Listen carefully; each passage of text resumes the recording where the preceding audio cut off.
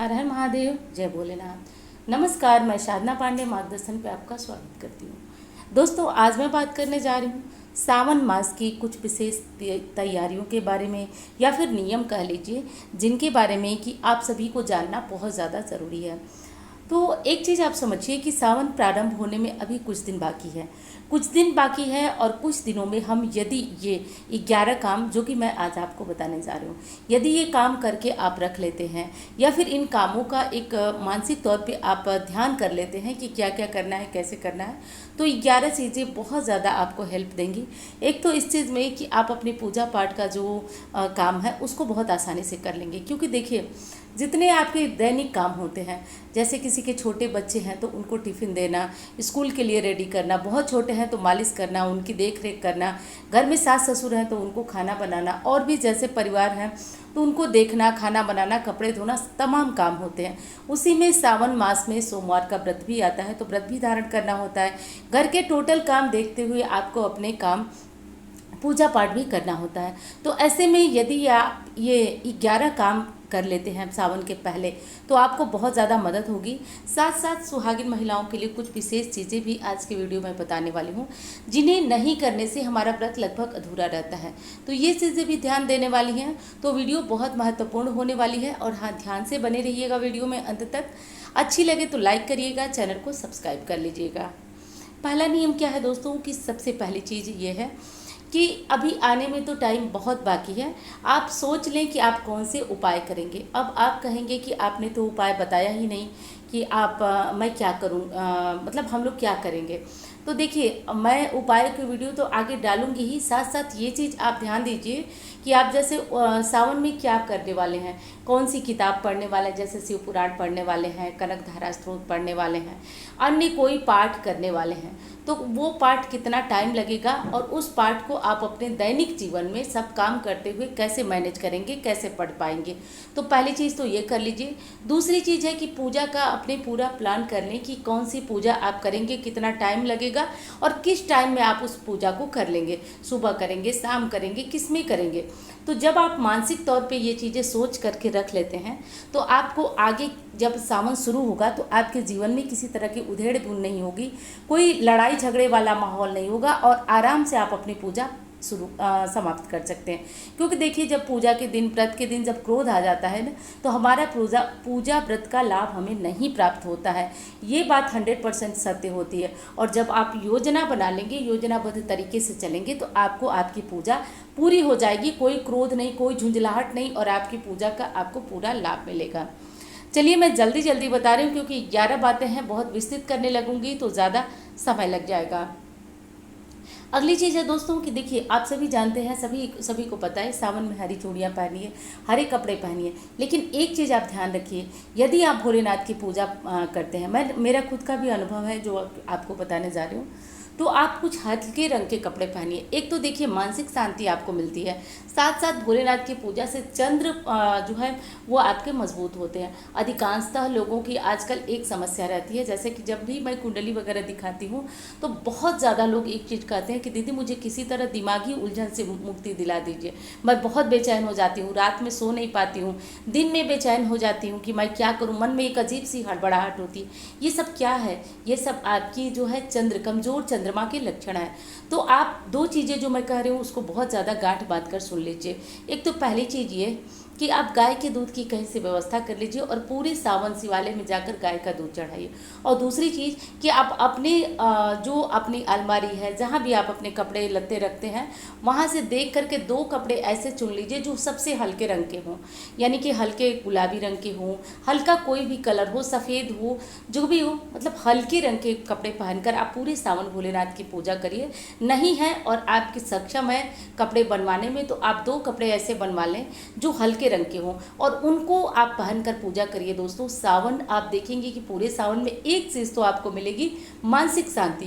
क्योंकि मैं ये चीज़ बहुत ज़्यादा देखती हूँ, इसलिए मैंने बहुत सोच समझकर आपके लिए ये वीडियो बनाया है कि जो लोग मानसिक उलझन से बहुत पीड़ित रहते हैं, अधिकांशतः लोगों की ये कंप्लेन रहती है कि ये दीदी हम बहुत दिक्कत में हैं, तो ये चीज़ आप लोग आजमाइए, बहुत अच्छा रिजल्ट मिलेगा। 2 कपड़ों का चुनाव कर लीजिए जो आप पूजा में पहनने वाले हैं। अब तीसरी कौन सी चीज़ है जो कि आपको ध्यान रखना है, तो देखिए तीसरी चीज़ ये है कि हर सुहागिन महिला सावन में अपने हाथों में एक दिन ही सही लेकिन शगुन की मेहंदी ज़रूर लगवा लीजिएगा। भगवान ने सुख दिया है, सौभाग्य दिया है, तो ये नहीं कि उदासीन की तरह कि अरे चलो कोई बात नहीं, कोई देखने वाला नहीं है, कुछ नहीं, बाहर नहीं जाना है तो नहीं लगवाएंगे। एक दिन आप अपने हाथों में कोई मेहंदी की डिज़ाइन ज़रूर बना लीजिएगा, मेहंदी लगा लीजिएगा। साथ साथ आपको एक चीज़ का और ध्यान देना है कि हरी चूड़ियाँ पूरे सावन आपके हाथों से नहीं उतरनी चाहिए। कोई भी पूजा हो, कुछ भी हो, आप किसी भी रंग की साड़ी पहने, ड्रेस पहने, लेकिन चूड़ियाँ आप हरी रखें, क्योंकि ये 1 महीने हरी चूड़ियाँ जो है आप पहनते हैं तो सुख सौभाग्य में वृद्धि होती है। तो इसके बिना तो सावन अधूरा है सुहागिनों का, तो ध्यान आपको ज़रूर रखना है। साथ साथ एक चीज़ और करना है दोस्तों, अपने तो पहनना ही है, साथ साथ दान के लिए कुछ हरी चूड़ियाँ, मेहंदी, ये चीज़ें 2 चीज़ें आपको पूरे सावन में प्रयास करना है कि जो चारों सोमवार का व्रत आप कर रहे हैं उसके बाद आप ये 2 चीज़ों का दान करिए। इससे आपकी सुख सौभाग्य में वृद्धि होती है, अखंड सौभाग्यवती आप बनती है। तो ये चीज़ें इकट्ठी खरीद के ला के आप रखिए, क्योंकि हर बार हर हफ्ते सावन पड़ेगा और आप जा नहीं सकते हैं, हर हफ्ते नहीं दान कर सकते हैं, तो कर सकते हैं तो कम से कम शुरू और अंत के सावन सोमवार में आप ये दान ज़रूर कर लीजिएगा। अगला कौन सा ये चीज़ है जो कि आपको पहले से करके रखना है। देखिए जो चीज़ें मैं बता रही हूँ आप इसको लिखते जाइए, नोट करते जाइए, विश्वास के साथ बता रही हूँ, ये मेरा खुद का अनुभव है, मैं ऐसा खुद करती हूँ। बैठकर सोचती हूँ कि पूजा को, क्योंकि देखिए टाइम तो हमारे पास उतना ही है जितना हम रोज़ करते हैं, और रोज़ में बहुत परेशान भी रहते हैं, तो ऐसे में और पूजा पाठ सावन में बढ़ जाता है, तो कैसे करेंगे। तो ये सारी चीज़ें जो है मैं कैसे करती हूँ, इन सब के बारे में सब आपको बता रही हूँ। आप भी इस चीज़ को बहुत ज़्यादा ध्यान दीजिएगा। चलिए अगली चीज़ ये है कि जो भी आपके आसपास शिव मंदिर हो, घर में देखिए सभी शिवलिंग रखे हैं, कोई भी कन्फ्यूजन मत रखिए घर में शिवलिंग, कोई दिक्कत नहीं आती है। शिव पुराण में पूछ लीजिए, बल्कि शिव पुराण में तो ये लिखा हुआ है कि जिन घरों में शालिग्राम या शिवलिंग नहीं है वो घर चांडाल गृह के समान माना जाता है। तो ज़रूर रखिए, कोई दिक्कत नहीं है, लेकिन फिर भी आप पास में कोई भी शिवालय हो तो वहाँ जा कर के आप 1 लोटा जल ज़रूर समर्पित करिए भोलेनाथ को, क्योंकि वहाँ पे प्राण प्रतिष्ठित शिवलिंग होते हैं, नंदी जी होते हैं, तो वहाँ की बात अलग हो जाती है। तो वो आप देख लें कि आप कहाँ जाने वाले हैं, सुबह जाएंगे, शाम जाएंगे, मानसिक रूप से तैयार हो जाइए कि कहाँ और किस मंदिर में जाकर आपको भोलेनाथ को समर्पित करना है। किसी तरह की दिक्कत है, शारीरिक परेशानी है, घर वाले मना कर रहे हैं, बहुत सारी हमारी जो नई बच्चियाँ हैं, शादी हुई है, वो लोग कहती हैं कि सास कहती हैं कि ये क्या टोने टोटके कर रही हो, मंदिर जा रही हो, मत जाओ। तो देखिए परिवार के खिलाफ होके तो मैं नहीं कर सकती हूँ, लेकिन यदि आप लोग जाएं तो बहुत अच्छा है, नहीं जाएं तो कोई दिक्कत नहीं है, घर में ही मन चंगा तो कटौती में गंगा, जानते ही आप लोग, कर लीजिएगा। अगली चीज़ कि देखिए सारे व्रत और पूजा और पाठ विफल हो जाते हैं जब आप कदम कदम पे झूठ बोलते हैं, बात बात में झूठ बोलते हैं। झूठ से देखिए आपका ऑरा बेकार होता है। आप लोग कहते हैं ना कि ऐसा क्या किया जाए जिससे वाणी में एक मतलब एक कॉन्फिडेंस झलके, सब कुछ। तो बात बात पे झूठ बोलना छोड़ दीजिए। यदि चाहते हैं कि चेहरे पे आत्मविश्वास हो और वाणी में मजबूती हो, तो आप अपने बच्चे को खुद बात बात में झूठ बोलना बंद कर दीजिए। देखिए पूरी तरह से झूठ छोड़ पाना ये कलयुग है, मुश्किल है, लेकिन हर बात, कुछ लोगों की आदत होती है हर बात में कसम खाना, झूठ बोलना, तो वो सब नहीं करना चाहिए। और विशेषकर सावन में जब आप इतने पुण्य कर्म कर रहे हैं, विश्वास मानिए दोस्तों, ये बातें आपको किताबी लग रही होंगी कि ये बातें सारी किताबी हैं, लेकिन विश्वास मानिए इन बातों का असर जीवन पे पड़ता है। बात बात में आप झूठ बोलते हैं, धीरे धीरे आपकी पूजा पाठ, आपकी शक्तियाँ क्षीण होने लगती है। तो कदापि ये काम नहीं करना है, ध्यान रखना है आपको। अगली कौन सी चीज़ है कि जो लोग अपनी पूजा वगैरह सावन में कराते हैं, देखिए हर परिवार में कोई ना कोई पूजा होती है, रुद्राभिषेक, महामृत्युंजय मंत्र का जप कराते हैं, यहाँ तक कि सत्यनारायण की कथा, कुछ भी कथा कराते हैं। तो आप ये चीज़, इसकी डेट फिक्स कर लीजिए कि कब कराना है। आपके यहाँ जो पंडित जी, पुरोहित जी हैं, उनसे पहले बात कर लीजिए, क्योंकि सावन में पंडित जी को मिलना भी थोड़ा कठिन होता है। और हर घर में यदि आप कराते हैं तो अच्छी बात है, नहीं तो कम से कम सत्यनारायण भगवान की कथा सावन मास में ज़रूर करा लीजिए। तो उसके लिए अपनी तैयारियां, उसके लिए अपना डेट फिक्स कर लीजिए, क्योंकि पंडित जी लोगों के पास भी समय नहीं होता है पूजा पाठ का, तो बाद में आपको दिक्कत आ जाएगी, फिर महंगे चार्ज देने पड़ेंगे पूजा का। तो वो सब आप पहले करके रख लेंगी तो आपको बहुत आराम मिलेगा।